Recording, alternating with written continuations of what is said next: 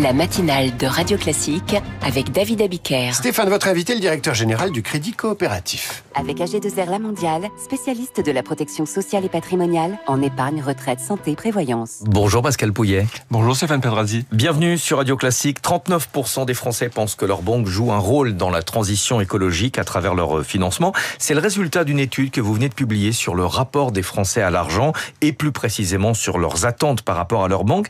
Vous avez été surpris par ce résultat, sachant que les banques ont beaucoup communiqué pour faire connaître leur engagement. Oui Stéphane, comme Banque Engagée, on a voulu mesurer, comme tous les ans depuis 2021, les attentes des Français face à l'argent, et on a mené une étude avec Viavoice et ECP Business School. Et c'est vrai que je m'attendais à ce que ce soit plus, parce que le rôle des banques est à la fois important dans l'accompagnement de la transition écologique, que suivant le choix des banques, on a plus ou moins d'engagement. Et je crois que tout le monde a beaucoup communiqué sur les engagements des banques. Et je pensais que, bien évidemment, ça serait compris. Mais je pense qu'on n'a certainement pas suffisamment communiqué. En tous les cas, un grand merci de m'accueillir pour le faire ce matin. Alors, un peu moins de 4 Français sur 10 qui sont convaincus. Est-ce que vous pensez qu'ils doutent de la sincérité de leurs banquiers lorsqu'ils parlent d'engagement environnemental, ou est-ce que ça veut dire que ça n'est plus perçu comme une priorité ? Je pense qu'il y a une attente face aux banquiers et qu'il y a eu certainement une part de bashing, si vous me permettez le terme, à la fois sur l'engagement écologique et sur ce que font les banques. Et je crois que toutes les banques ne sont pas à mettre dans le même panier, et les engagements de chacune des banques est pas le même. Je crois qu'il faut être attentif à ça. Il faut peut-être aussi faire un peu de pédagogie sur ce qu'est le rôle d'une banque et de quelle manière, en fonction de la collecte qu'elle fait de l'argent, à la fois sur les comptes courants des particuliers, des entreprises, sur les placements, et sur cet argent-là qui nous permet de financer et donc d'avoir un engagement. Et je crois que c'est ce qui nous permet d'avoir véritablement une action sur l'écologie. Mais si vous me permettez l'expression, aujourd'hui on a d'autres chats à fouetter. On a un débat budgétaire, de l'instabilité politique, un manque de stabilité fiscale. Les problèmes de fin du monde sont passés au second plan. Il y a un peu des deux. C'est marrant parce qu'on rapproche toujours ce sujet de la fin du mois et de la fin du monde.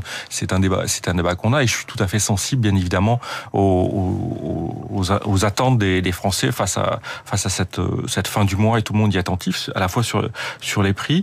Deux points, si vous le permettez. Un, sur le rapport avec le prix. Je crois qu'on peut tout à fait avoir un engagement qui est très fort sur l'écologie et qui permet d'avoir des prix néanmoins importants. C'est ce qu'on a fait nous-mêmes, puisqu'on a été classé par CLCV comme la banque de réseau la moins chère. Donc on peut à la fois être très engagé et avoir une action aussi très engagée sur les prix, et en même temps une vision sur un temps long, si vous le permettez. Je crois que les Français massivement sont attentifs à cette sensibilité au climat, à ces évolutions, et je crois que bien évidemment ce lien entre le temps court et le temps long est important. Il y a justement un chiffre dans votre étude qui confirme ce que vous venez de nous dire. 68% des Français pensent que la transition écologique est une priorité, mais si on creuse un petit peu en parallèle, un tiers seulement pense que ça aurait du sens de changer de banque pour des raisons écologiques. Oui. Et 20% pensent que c'est facile, alors que 60% de ceux qui l'ont fait se disent que c'est facile. Donc en fait, c'est facile de choisir sa banque, et ça fait sens parce que c'est la mise en relation entre, quelque part, ses engagements, ses propres valeurs et le sens qu'on donne à son argent. C'est pour ça qu'on l'a intitulé le sens de l'argent.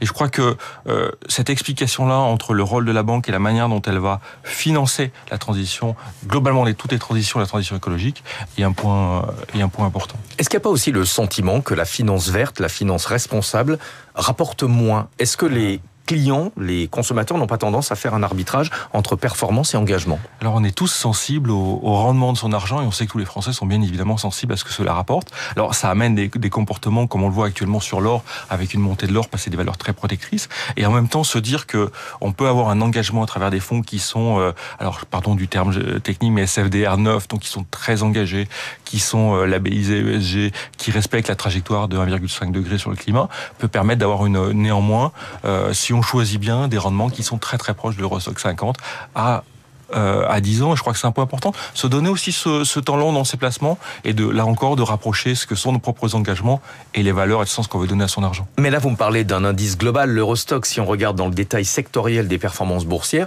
c'est difficile aujourd'hui de convaincre quelqu'un d'investir dans du renouvelable, dans de l'engagement social, alors que les valeurs de la défense rapportent 5-10 fois plus parfois. les rapports. Alors on est dans un moment où bien évidemment l'intention à la souveraineté est importante. Bien évidemment, ça a rapporté plus à un moment, mais je crois que là aussi on s'inscrit dans un temps long. Tout le monde est très attentif à cette trajectoire, et je crois que se dire qu'on peut à la fois soutenir une trajectoire de souveraineté et accompagner les transitions. Je crois que toute notre industrie a aussi besoin de financement et d'accompagnement pour réaliser cette transition. Vous l'avez dit, le Crédit Coopératif est engagé. Vous en avez fait une signature. Néanmoins, quand vous avez vu les résultats de cette enquête, est-ce que vous vous êtes posé la question peut-être d'infléchir votre trajectoire ? Non. Parce qu'on a porté au contraire une ambition là aussi de temps long, et de se dire pour 2030, on veut que 30% de nos financements soient véritablement engagés. Ça veut dire qu'en 2030, ce sera plus de 600 millions d'euros par an que nous affecterons au financement de la transition. Je crois que c'est un point important. Et parmi vos clients les plus engagés, est-ce que ce sont les jeunes ou est-ce que ce sont des personnes un peu moins jeunes comme David Abiker? Oh là,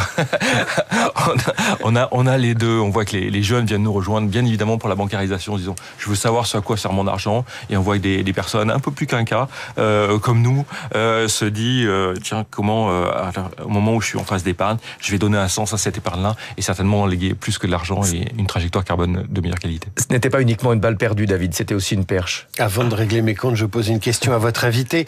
Les Français ont quasiment plus de contact avec leur banque, avec la digitalisation. Leur banque, c'est leur téléphone portable. Vous invoquez l'engagement et la pédagogie au service de la transition écologique. Comment vous la faites, cette pédagogie, alors que les banques voient de moins en moins leurs clients? On va de moins en moins en agence, les agences bancaires ferment. Comment leur parler et les sensibiliser?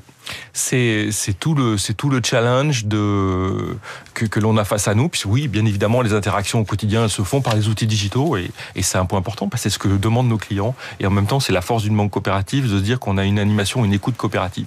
Chez Crédit Coopératif, c'est pratiquement un client sur deux, c'est 45% qui sont sociétaires, qui sont engagés avec la coopérative, ce qui nous permet de les solliciter dans l'Assemblée Générale, ce qui nous permet de les solliciter lorsqu'on a fait notre plan stratégique et de leur ramener cette forme de pédagogie par des communications régulières, au-delà de toute communication commerciale. Merci beaucoup Pascal Pouillet d'être venu ce matin sur Radio Classique, directeur général du Crédit Coopératif. Merci à tous les deux. Stéphane, je vous dis à demain. Vous serez comme moi, vous aurez pris un jour de plus et donc vous serez un peu plus vieux. À suivre les coulisses de la politique, la primaire de la droite. L'idée fait son chemin, y compris dans la tête de Bruno Retailleau.